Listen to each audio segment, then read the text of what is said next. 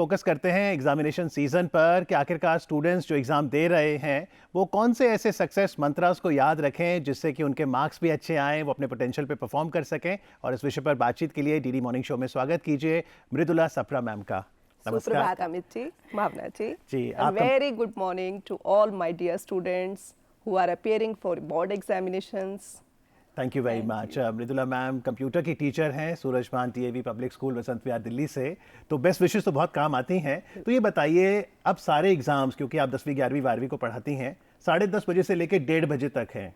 तो आज सुबह जैसे अभी 8-10 हो रहे हैं, यहाँ से अगर छात्र उठे सुबह, क्या उसकी टाइम मैनेजमेंट रहे एग्जाम वाले दिन? 8-10 तक तो उठ जाना चाहिए और जल्दी जल्दी से ब्रेकफास्ट करिए और घर से निकल पड़िए, क्योंकि समय पे पहुंचना बहुत ज़रूरी है। सेंटर पे समय पे नहीं पहुंचेंगे तो आपका ही लॉस है, मेंटल डिस्टर्ब होगा। और शांति से अपनी OMR शीट्स फिल करनी होती है हमें, आपको जिसकी पूरी गाइडेंस स्कूल में पहले ही दे दी जाती है जी। अच्छा मैम, ऐसा हुआ करता था अक्सर जब मैं बोर्ड्स में अपीयर कर रही थी या मेरे एग्ज़ाम होते थे, चलते चलते भी हाथ में बुक होती थी सबके और वो पढ़ते हुए जाते थे। एग्जामिनेशन सेंटर तक पहुंचते हुए भी वो बुक बंद नहीं होती थी। तो क्या सजेस्ट करती हैं आप कि कितने समय तक ये रिवीजन लगातार चलती रहनी चाहिए, या क्या माइंड को रिलैक्स करने की भी ज़रूरत है कि बंद कर दी जाए किताब उस समय? 1 घंटा पहले बंद कर देनी चाहिए। 1 घंटा पहले बिल्कुल कर देनी चाहिए। अपनी फैमिली से, माता पिता से आशीर्वाद लेके, समय से, मैं बार बार कह रही हूँ, समय का प्रबंधन बहुत ज़रूरी है। 9:30 बजे तक आपको सेंटर पहुँचना बहुत ज़रूरी है और इसके लिए हो सके तो 1 दिन पहले अपना सेंटर देख के आइए, कितनी दूरी पे है, आपको कितना समय लगेगा। तो एक टिप तो ये हुई कि पंक्चुअलिटी बहुत ज़रूरी है, समय का प्रबंधन बहुत ज़रूरी है, सुबह आराम से उठें, खाना खाएं, माता पिता का आशीर्वाद लें। और जब हम 9:30 बजे पहुंच गए वेन्यू, स्कूल के गेट कब खुलते हैं, कब विद्यार्थी अपने हॉल में बैठ जाए? 9:30 बजे गेट खोल दिए जाते हैं, बच्चों को अंदर आने की परमिशन दे दी जाती है और जाते हैं वो अपना वेन्यू सर्च देख के जाते हैं। बाहर ही गेट पे हम वेन्यू लगा देते हैं ताकि उनको ढूंढने में कोई प्रॉब्लम ना हो, कमरा ढूंढने में, क्योंकि उनके लिए फर्स्ट डे सेंटर नया होता है। But school officials are there to help them out.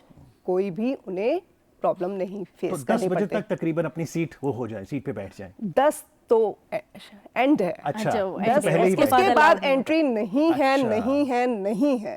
तो यानी जल्दी निकल जाना है घर से ताकि टाइम लेकर तक आप अपनी सीट पे विराज चाहिए। लेकिन मैम एक दिक्कत सबके साथ आती है, मुझे ऐसा लगता है कि जब हम अपीयर हो रहे होते हैं, एग्जाम अटेम्प्ट कर रहे होते हैं, तो समय का पता नहीं चलता कैसे निकल जाता है और इतने सारे क्वेश्चंस होते हैं, तो कैसे मैनेज करें उस दौरान वो time?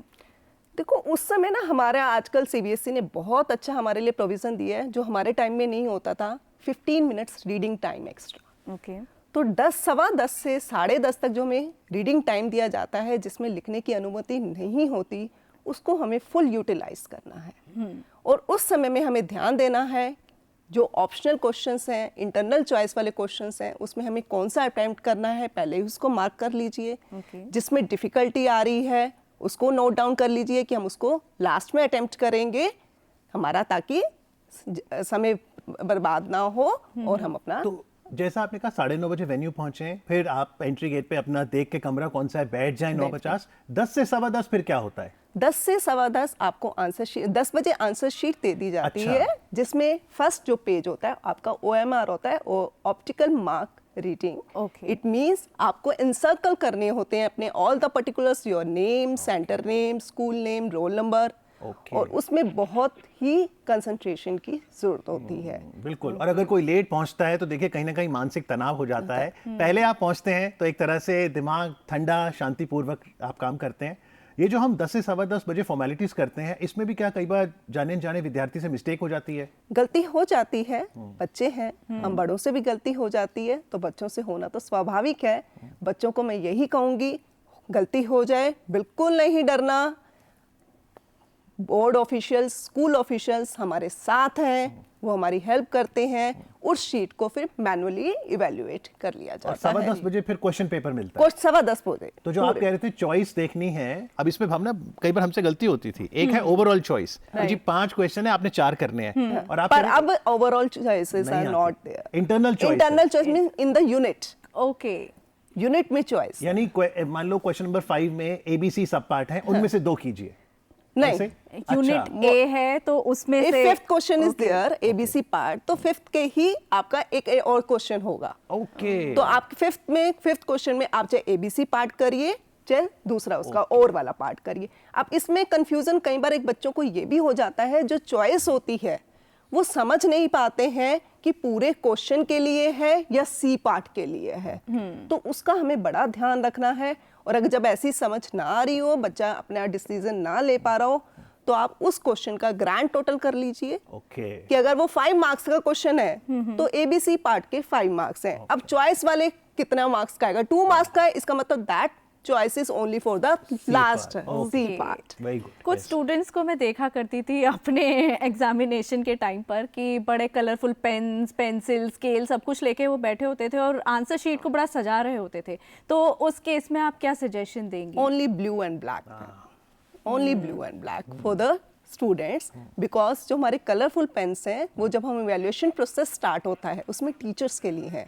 Purple pen, green pen, blue, red is designated for different teachers. लेकिन क्योंकि डीडी मॉर्निंग शो में हम मेंटल हेल्थ पर फोकस करते हैं कि मानसिक सेहत कैसे अच्छी रखें, 3 घंटे का पेपर और एग्जाम शब्द कहते ही थोड़ी घबराहट तो लाजमी है। अगर मान लीजिए क्वेश्चन पेपर आते ही 10:15 बजे क्वेश्चन पेपर आया और मैं घबरा गया, 3 घंटों में ब्लैंक हो गया, कैसे मैं अपना माइंडसेट बनाऊं? रुकना नहीं तो कहीं हार के, believe believe believe, you can do it, you can do it. मतलब वो confidence read, level. Restart, read again, read. आप जब 3 बार पढ़ेंगे आपको क्वेश्चंस ऐसे दिखाई देंगे जो आपको आते हैं। आप भावना जब एग्जाम देती थी कभी ब्लैंक हुई? क्या करती थी? एक आधी बार ऐसा हुआ है, पर उस टाइम मैं क्या करती थी, विंडो से बाहर देखती थी, थोड़ी देर वहां देखती थी, वो हिलते हुए पेड़, फूल, पत्तियां मुझे दिखते थे, माइंड थोड़ा सा फ्रेश होता था, फिर मैं शुरू हो जाती थी अपना एग्जाम। बसंत है ना इसलिए सीबीएसई एग्जाम बसंत में कंडक्ट कराती है कि हम अंदर से भी प्रफुल्लित रहें। जी बिल्कुल। लेकिन मेरी स्ट्रैटेजी होती थी कि देखिए ब्लैंक होना स्वाभाविक है, आप कितनी भी तैयारी करके जाएं, तो आपके पास 3 घंटे हैं, तो आप उस समय पेन का ढक्कन बंद कर दीजिए, आंसर शीट बंद कर दीजिए, आंखें बंद कर दीजिए, सांसें चलने दीजिए, थोड़ी डीप ब्रीदिंग से मेंटल हेल्थ अच्छी होती है। बिल्कुल होती है, क्योंकि ऑक्सीजन हमारे अंदर जाती है, और साइंटिफिकली देखा जाए जब ऑक्सीजन सारे हमारे बॉडी पार्ट्स में अच्छी तरह से हमारा संचारण, खून का संचारण ढंग से होगा, अच्छी तरह होगा, तो हमारा दिमाग अच्छे ढंग से आपने साइंटिफिक कहा, तो जो सवाल था पहेली कि कीबोर्ड, क्योंकि आप कंप्यूटर की टीचर हैं, वो ABCD लय में क्यों नहीं होती, अलग अलग आगे पीछे क्यों होती हैं? Typing efficiency. अच्छा। अमित, क्या होता था पहले, डिफरेंट टाइप, बहुत इस पर रिसर्च हुई। एट लास्ट सर 1870 में सर शॉम्स वर सक्सेसफुल, बिकॉज हम जितना अपना कहते हैं, अगर हम पढ़ रहे हैं, जितनी सेंसेस हम ज़्यादा यूज़ करेंगे, तो इट मीन्स उतना हम ज़्यादा रिटेन करेंगे। ओके, ठीक है। तो जो पहले हमारा लेक्चर मेथड होता था वो तभी फेल हुआ, क्योंकि उसमें केवल बच्चा सुन रहा है। लेकिन अब आजकल ICT टीचिंग इसीलिए स्टार्ट की स्कूल्स में, सो दैट कि आप साथ में साथ अपना वीडियोस भी देखिए। ओके, तो जितनी हमारी senses means eyes, ears, written, hands, touch जिसे हम कहेंगे, maximum use of senses make it possible to retain better for longer terms. Okay. जब हम स्ट्रेटेजी और प्रिपरेशन की बात करते हैं, अभी जैसे एग्जाम स्टार्ट हो ही गए हैं, तो कुछ कुछ एग्जाम्स के बीच में गैप होता है, इस दौरान किस तरीके की स्ट्रेटेजी रहे? क्योंकि अमूमन बहुत सारे स्टूडेंट्स अपनी पूरी प्रिपरेशन तो कर ही चुके होंगे, अब रिवीजन का टाइम होगा, तो वो कैसी स्ट्रेटेजी रहनी चाहिए? जैसे आपने कहा Bhavna ji, revision is very much important, and हर चीज़ के हमारे स्टेप्स होते हैं, प्रिपेयर, बिलीव एंड अचीव। तो preparation part is very much important. वो अभी हमारा फिनिश नहीं हुआ, वो अभी भी चल रहा है till your exams gets over. तो टीचर अगर कंप्यूटर के हो तो प्रिपरेशन के जरूरी है, कुछ एग्जांपल भी दें। कंप्यूटर्स में सिली मिस्टेक्स कहाँ होती हैं? सिली मिस्टेक्स, देखिए हर लैंग्वेज की अपना, इंग्लिश की हम बात करें तो ग्रामर है, हिंदी की बात करें व्याकरण है।